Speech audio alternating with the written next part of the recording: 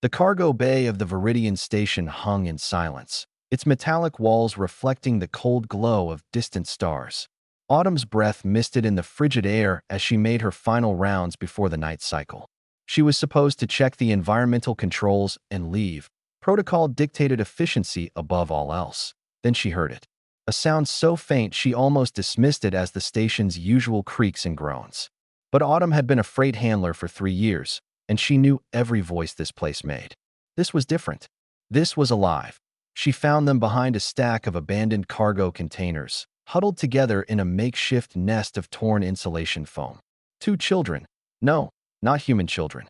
Their skin shimmered with the iridescent scales of the Zeldar, their large eyes reflecting the dim emergency lights like twin moons.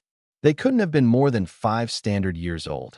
Pinned to the tattered blanket wrapped around them was a piece of plasteel with words etched in harsh, angular letters. No one's children. Autumn's jaw clenched. She'd heard the stories. The Zeldar had rigid clan structures, and children born outside sanctioned bonds were considered anomalies, aberrations to be discarded. The Galactic Council turned a blind eye, citing cultural sovereignty. But standing there, looking at those terrified eyes, Autumn felt something ancient and human ignite in her chest. "Hey there," she whispered, kneeling slowly. The children pressed closer together, the smaller one making a soft chirping sound of distress. "It's okay. I'm not going to hurt you," her comm unit chirred. Colton's voice crackled through. "Autumn, you still in Bay 7? We've got a departure window in 20. She tapped the device. "I need you down here. Now. What's wrong? Just come." When Colton arrived 3 minutes later, his expression shifted from confusion to shock to something harder, something she recognized. They'd served together in the colonial defense, back when Earth was still fighting for its seat at the galactic table. They'd both seen what happened when power dictated mercy. "We can't," Colton said, but his voice lacked conviction. "Can't what? You know what? The station has protocols. We're supposed to report abandoned xenobiologicals to who, Colton? The same council that lets this happen." Autumn stood, placing herself between him and the children. "The same bureaucrats who decided these babies don't deserve to exist because their parents broke some archaic tradition?" Colton ran a hand through his hair, a gesture she knew meant he was already calculating, already planning. "If we're caught, we won't be. If we're caught," he continued, "we lose our positions, possibly face smuggling charges. The Zeldar could demand extradition for theft of cultural property." Autumn looked back at the children. The older one had moved slightly forward, placing themselves between their sibling and the perceived threat. Protecting, just like any human child would protect their brother or sister. "You know what humans used to do," Autumn said quietly. "Back on Earth, before we reached the stars, we had this saying. It takes a village to raise a child. We didn't always live up to it, but the principle was there. No child left behind. No one forgotten." "Autumn, we're the village now, Colton." He was silent for a long moment, his jaw working. Then he sighed, and she knew she'd won. "Your quarters are mine." "Mine. I've got that extra storage space from the HAB module merger." They worked quickly. Colton created a loop in the security footage while Autumn gathered the children, wrapping them in her thermal jacket.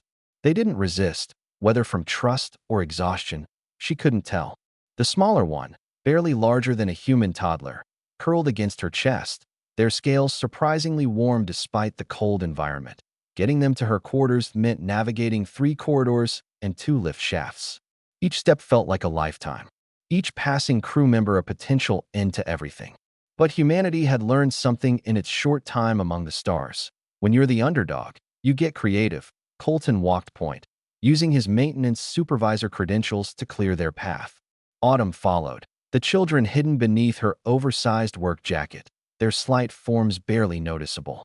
To anyone watching, it was just 2 humans finishing their shift. Inside her quarters, Autumn finally let herself breathe. She set the children on her bunk, and they immediately curled together again, watching her with those impossible eyes. "Food," Colton said, "and we need to figure out what they eat. And registration chips," Autumn added. "If they're going to stay, they need IDs." "Stay," Colton laughed, but there was no humor in it. "You're serious about this?" Autumn knelt before the children again, meeting their gaze. The older one tilted their head, a gesture of curiosity in Zeldar body language. She reached out slowly, offering her hand. After a moment's hesitation, small-scaled fingers wrapped around hers. "You're mine now," she whispered.